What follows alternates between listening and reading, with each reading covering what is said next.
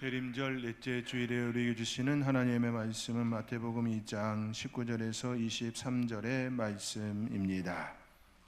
신약성경 2면에 있습니다.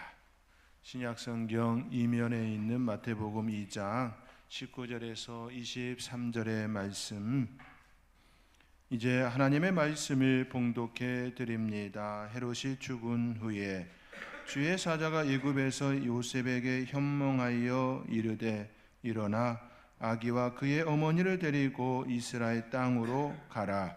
아기의 목숨을 찾던 자들이 죽었느니라 하시니 요셉이 일어나 아기와 그의 어머니를 데리고 이스라엘 땅으로 들어가니라. 그러나 아켈라오가 그의 아버지 헤롯을 이어 유대의 임금됨을 듣고 거기로 가기를 무서워하더니 금의 지시하심을 받아 갈릴리 지방으로 떠나가 나사렛이란 동네에 가서 사니 이는 선지자로 하신 말씀에 나사렛 사람이라 칭하리라 하심을 이루려 함이로라. 아멘. 우리는 누군가를 처음 만날 때 자연스럽게 묻습니다.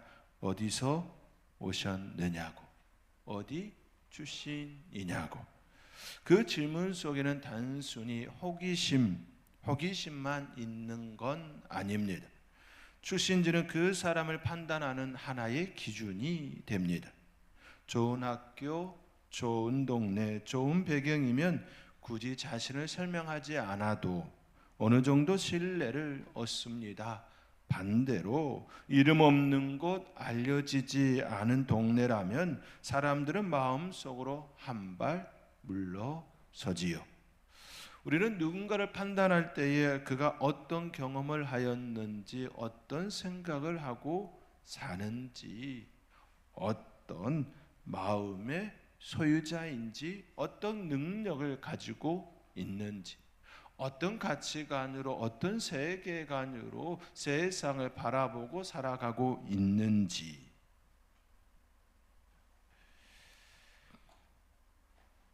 그 모습들보다 어느 학교 출신인가를 먼저 기준 삼을 때가 있습니다. 지금 많은 기업에서 블라인드 면접을 실시하고 있습니다. 그렇지만 입사한 후에는 또 출신 배경이 발목을 잡는다 이야기하곤 합니다. 사람은 지금의 모습보다 어디서 왔는지, 어느 학교 출신인지 그러한 외형적인 것들로 먼저 평가받는 시대 속에 우리는 살고 있습니다. 성경에도 똑같은 질문이 나옵니다. 나사렛에서 무슨 선한 것이 날 수 있느냐? 나사렛에서 선한 것이 날 수 있느냐? 거기에 좋은 것이 뭐가 있느냐? 나사렛 이런 이야기이지요. 예수님을 부를 때 사람들은 종종 이렇게 말했습니다. 나사렛 예수. 이 표현은 존칭이 아니라 거리두기였습니다. 존경이 아니라 낙인이었습니다. 나사렛 예수, 나사렛에서 어떤 선한 그 인물이, 출중한 인물이 날 수 있느냐? 나사렛 출신에 대하여 난 지금까지 들어본 바가 없다. 그렇기에 나사렛 예수, 그 말 속에는 자연스럽게 거리두기입니다. 그런데 놀랍게도 하나님의 아들 예수 그리스도는 이 이름을 거부하지 아니하셨습니다. 그 이름에 대하여 전혀 거부하지 않았습니다. 오늘 우리는 왜 예수님께서 나사렛 예수라 불리게 되었는지, 그 이름이 무엇을 의미하는지, 그리고 오늘 지금을 살아가는 우리에게 어떤 관계로 다가오는지 말씀을 통하여 함께 생각해 보기를 원합니다. 마태복음 2장은 동방박사의 방문이라는 화려한 이야기로 끝나지 않습니다. 동방으로부터 별을 따라 그곳에 가서 아기 예수님께 경배하는 그 이야기로 끝나지 않습니다. 오히려 의외로 조용한 결론으로 끝이 납니다. 오늘 본문 23절입니다. 23절의 말씀 함께 읽겠습니다. 나사렛이란 동네에 가서 사니.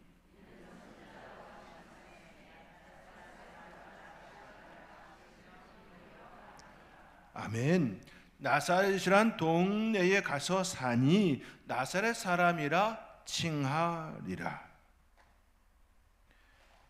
동방의 박사들이 그의 별을 보고 왕께 경배하듯, 또 구주께 경배하듯, 또 죽음을 예비하는 그 예물을 드리며 경배하였듯이 그 예수님은 화려한 아름다운 그 삶의 자리의 풍성함을 드러내는 내용으로 끝이 나지 않습니다. 오히려 예수님의 유년기는 눈에 띄는 기적도 특별한 사건도 없이 한 작은 동네의 일상으로 들어갑니다. 너무나도 조용한. 얼마 전에 동방의 박사들로부터 경배를 받았던 그분이 정말 맞는가 싶을 정도로 조용한 삶의 자리에 들어갑니다. 예수님의 법적 아버지 요셉은 하나님의 명령을 따라 애굽에서 돌아오지요. 그러나 현실은 여전히 불안합니다. 헤롯은 죽었지만 그 아들 아켈라오가 유대를 다스리고 있습니다. 역사 기록에 따르면 그는 백성을 학살할 정도로 잔혹한 통치자였습니다. 자기의 백성을 죽이는 자이니 얼마나 잔혹한 리더인지를 볼 수 있지요. 요셉은 두려워합니다. 그 두려움은 믿음이 없는 두려움이 아니라 현실을 직면한 책임 있는 두려움입니다. 마치 가장이 가족을 데리고 위험한 지역으로 들어갈 수 없어 밤잠을 설치며 고민하는 그 모습과 같습니다. 불구덩이로 가족과 함께 뛰어드는 이는 없지요. 설령 가족을 위하여서 내 한 몸 희생하리라 불구덩이 속으로 들어가는 가장들은 종종 있습니다. 어렵지만 힘들지만 그렇게 해야지만이 가족을 지킬 수 있다라고 하는 판단이 되어지면 그 불구덩 속에 들어가지만 가족 전체를 끌고 들어가지는 않습니다. 그러니 얼마나 큰 불안과 두려움이 그에게 일어났을까요? 그때 하나님은 다시 말씀하십니다. 갈릴리로 가라. 갈릴리로 가라. 요셉의 약혼녀 마리아가 임신하였다는 소식을 듣고서, 잉태하였다는 소식을 듣고서 그는 의로운 사람이라 조용히 끊고자 했습니다. 그랬던 그가 이제는 마리아와 예수를 지키기 위하여 고민하고 또 고민하는 밤이 되었습니다. 그때도 하나님께서는 꿈으로 성령으로 잉태되어졌음을 알려주었습니다. 수태고지를 해주신 것이지요. 그리고 지금 이 밤에도 하나님께서는 그에게 꿈으로 알려주셨습니다. 그 말씀에 의지하여 그는 갈릴리에서 생활하게 됩니다. 이는 선지자로 하신 말씀대로 된 사건이라 마태복음 저자는 우리에게 증언합니다. 그렇습니다. 갈릴리는 정치의 중심도 아닙니다. 종교적으로 인정받는 것도 아닙니다. 유대인들 눈에는 섞인 땅, 변방, 문제 있는 지역이었습니다. 하나님은 안전하고 좋아 보이는 길이 아니라 당신의 뜻이 있는 길로 인도하심이었습니다. 우리는 이 사실을 기억할 필요가 있습니다. 하나님께서는 하나님의 뜻이 있는 그 길로 우리를 인도하십니다. 때로 종종 화려한 곳에 하나님의 뜻이 있을 때는 그 화려한 자리에 우리를 놓게 하십니다. 또 세련되지 않았지만 낮아진 자리, 형편없는 자리에 하나님의 뜻을 이루는 그 자리라면 그 자리로 인도하심입니다. 어느 지역이 어느 곳이 내가 있어야 할 자리인지에 대하여 이야기할 때에 하려함이나 원남이 아니라 하나님의 뜻, 하나님의 뜻이어야 하는 것이지요. 하나님의 뜻이 예수님께서 갈릴리에 생활하시는 것으로 이미 선지자를 통하여 말씀하심이었습니다. 그 갈릴리 안에서도 요셉의 가족이 정착한 곳은 나사렛입니다.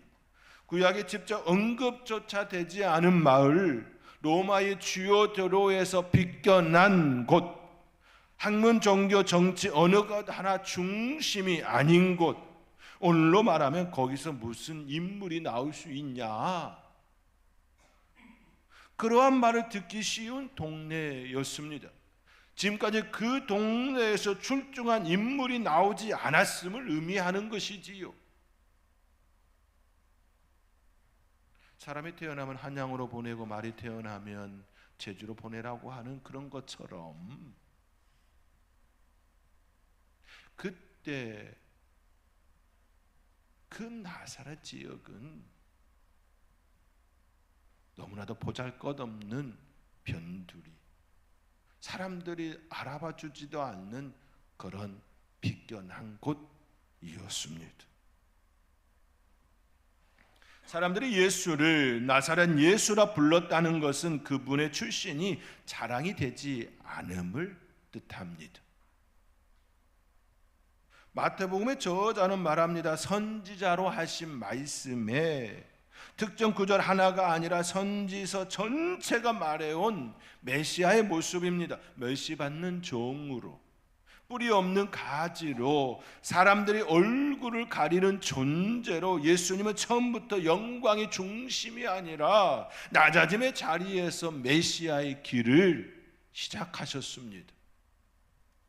화려한 곳, 멋진 곳, 드러난 곳, 세상 사람들이 볼 때에 우러러 볼 수 있는 그런 자랑스러운 그런 곳이 아니라 처음 그 자리부터 가장 낮아짐의 자리, 그 자리에 메시아의 그 길이 시작되었습니다. 가장 낮은 자리로 오신 메시아, 그 메시아를 모실 수 있는 저와 여러분이 될 수 있기를 주님의 이름으로 권면드립니다. 그렇다면 나사렛 예수라는 이름은 우리에게 무엇을 말해 주는 걸까요? 나사렛 예수 그 이름이 우리에게 무엇을 뜻하는 걸까요? 나사렛 예수는 낮은 자리로 오심을 뜻합니다. 나사렛 예수는 멸시받는 사람들과 함께 하심을 의미합니다. 나사렛 예수는 세상의 기준을 뒤집는 그분이심을 가리킵니다. 낮은 자리로 오심이지요. 예수님은 우연히 나사렛에 가신 것이 아닙니다. 하나님의 뜻 안에서 의도적으로 낮은 자리를 선택하심이었습니다. 그곳에 보내심이었습니다. 예루살렘이 아니라 나사렛, 왕궁이 아니라 목수의 집, 인정이 아니라 오해. 바울은 이렇게 고백합니다. 그는 근본 하나님의 본체시나 하나님과 동등됨을 취하지 아니하셨다. 자기를 비워 종의 형체를 가지셨다 말씀합니다. 나사렛 예수라는 그 이름 자체가 자기 비움이고 이것이 바로 예수님께서 우리에게 보여주시는 복음입니다. 가장 낮은 자리에 오셔서 가장 낮은 자리와 그곳에 있는 자들과 함께 하심이지요. 낮은 자리는 모두가 갈 수 있는 곳입니다. 높은 자리는 모두가 갈 수가 없는 자리이지요.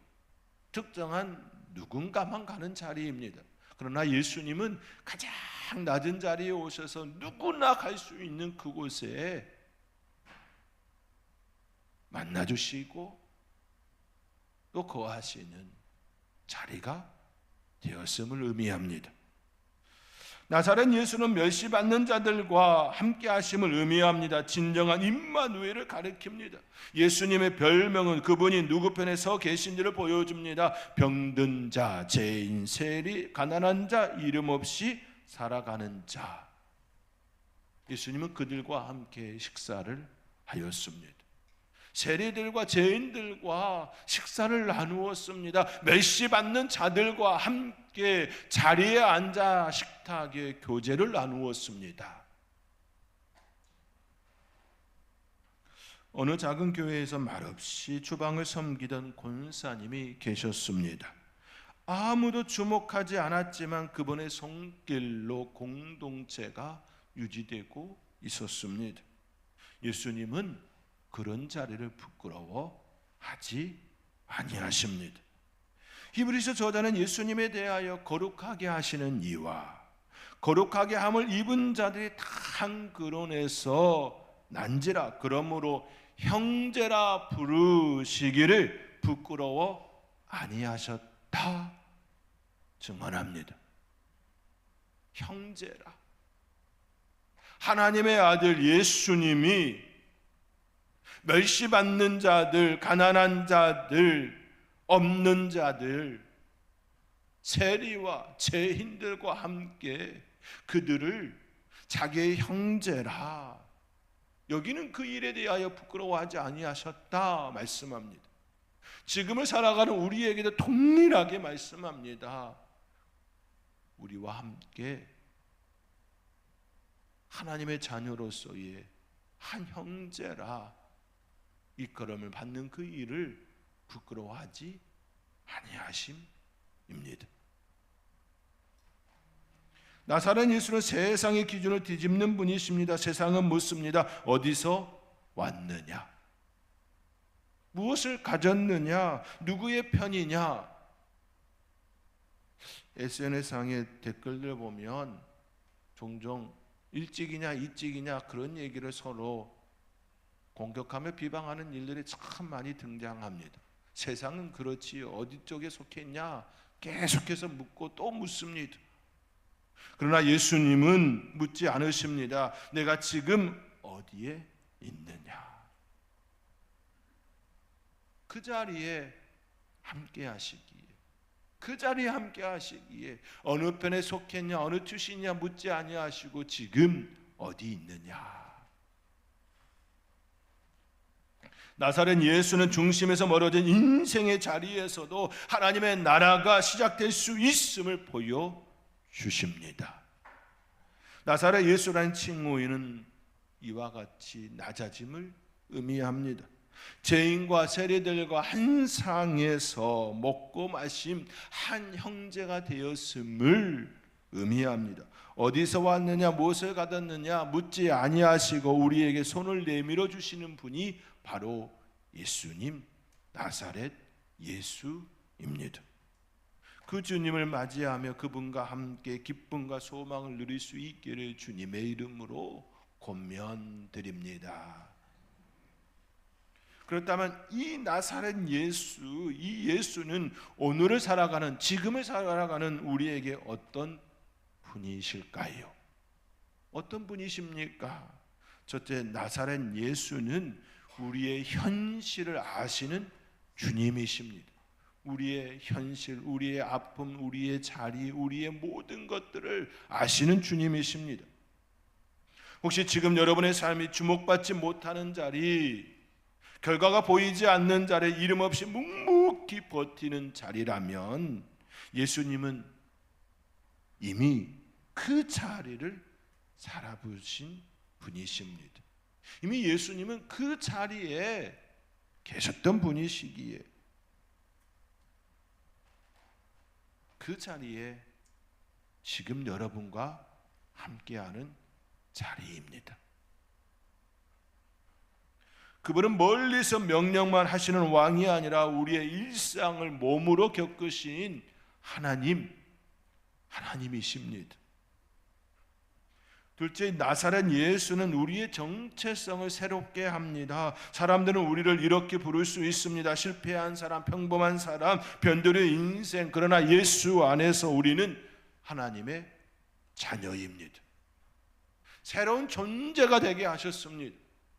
세상 사람들은 우리에 대하여 우리가 가지고 있는 것, 우리가 살고 있는 것, 우리의 생각, 그 것들에 대하여 평가하고 그렇게 실패자처럼 여길지 몰라도 우리 하나님은 우리 예수님을 나사렛에서 살게 하신 그 하나님은 예수 그리스도를 통하여 하나님의 자녀라.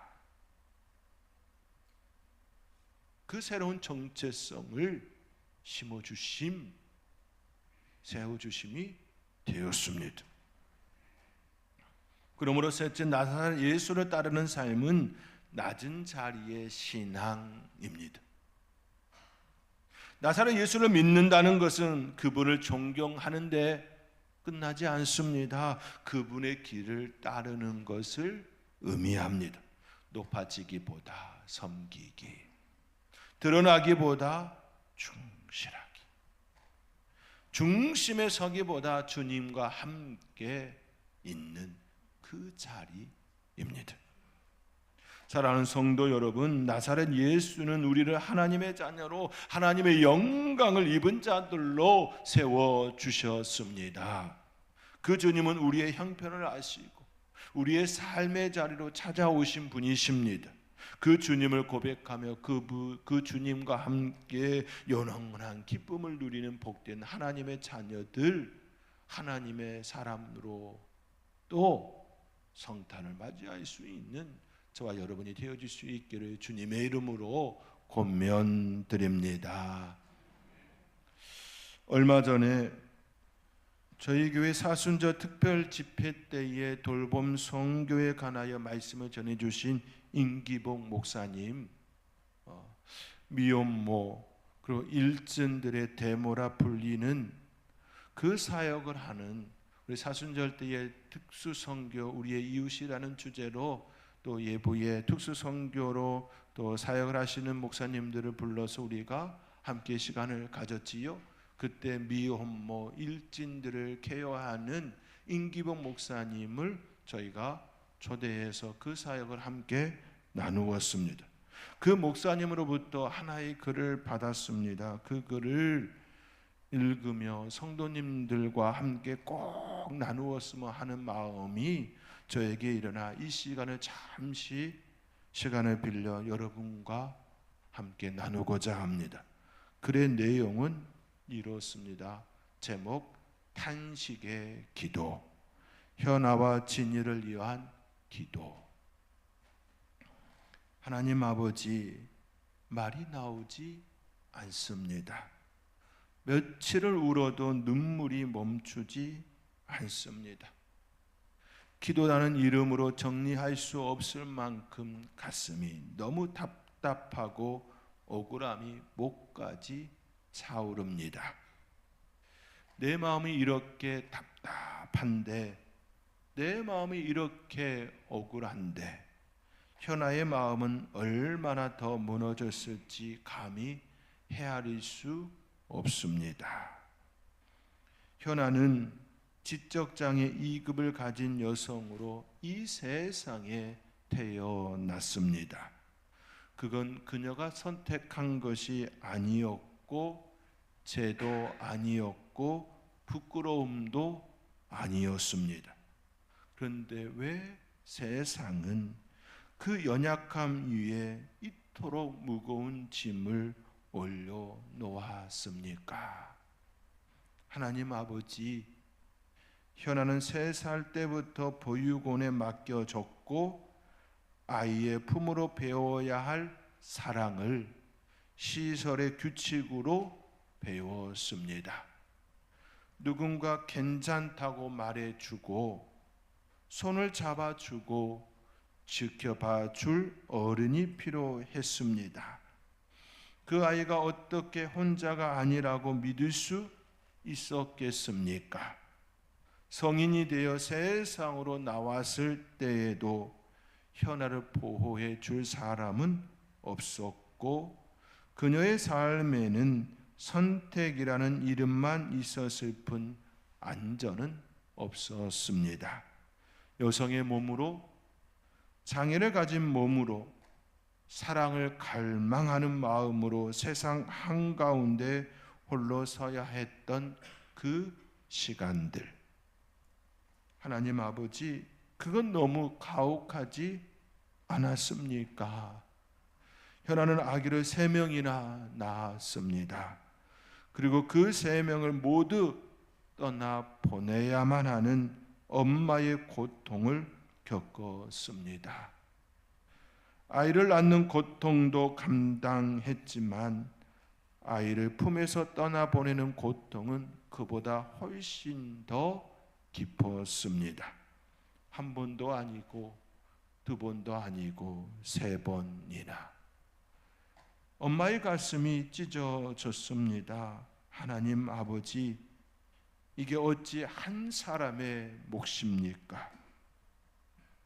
지금은 사랑하는 아기 진이가 엄마 품을 떠난 지 벌써 일주일이 되었습니다. 하루하루가 아이를 다시 떠나보내는 날 같았을 것이고 밥도 물도 먹으러 넘어가지 않는 날들이었을 것입니다. 몸을 움크린 채 짐승처럼 울 수밖에 없던 그 시간들, 눈물로 밤을 버텨야 했던 그 순간들을 하나님 아버지는 보셨지요. 하나님 아버지, 사람들은 현아에게 왜 그랬냐고 묻습니다. 책임을 말하고 능력을 따지고 자격을 이야기합니다. 그러나 우리는 압니다. 이것은 엄마의 실패가 아니라 보호자의 실패였고, 개인의 문제가 아니라 사회와 제도의 죄였습니다. 하나님 아버지, 왜 약한 사람의 울음은 항상 늦게 들리게 하십니까? 왜 도움을 요청한 외침은 늘 오해로 돌아오게 하십니까? 왜 폭력은 설명되고 연약함은 의심받아야 합니까? 이 억울함 앞에서 우리는 무엇을 말해야 합니까? 말씀하셨지요. 주께서 마음이 상한 자를 가까이 하시고 중심에 통해하는 자를 구원하시는도다. 그 말씀이 오늘은 약속처럼 들리기보다 붙들고 울 수밖에 없는 탄식의 말씀이 됩니다. 하나님, 현아의 상한 마음을 주님이 가까이 안아 주십시오. 그녀가 말로 설명하지 못한 억울함을 주님이 대신 받아 주십시오. 사람들 앞에서 항상 설명해야 했던 그녀가 주님 앞에서는 아무 말도 하지 않아도 되게 해 주십시오. 하나님, 현아가 더 이상 혼자 모든 짐을 지지 않게 하소서. 엄마를 보호하지 않으면서 아이를 지킨다고 말하는 이 모순된 세상 속에서 주님의 정의가 드러나게 하소서. 우리는 아직 답을 모르고 아직 길을 다 보지 못합니다. 그러나 하나님 아버지, 이 고통을 예면하지 않으시는 주님을 우리는 믿고 있습니다. 오늘은 엄마의 의무와 책임을 묻기보다 그저 함께 아파하게 하소서. 하나님, 이 눈물이 헛되지 않게 하소서. 억울한 자의 편이 되시는 하나님 아버지, 현아와 진이를 기억해 주십시오. 현아는 말합니다. 내 딸 진이가 엄마 얼굴을 잊어버리기 전에 찾아가야 해요. 목사님, 도와주세요. 예수님의 이름으로 울며 기도합니다. 아멘. 사랑하는 성도 여러분, 부활의 아침 천사는 말합니다. 너희가 십자가에 못 박힌 나사렛 예수를 찾는 줄을 내가 아노라.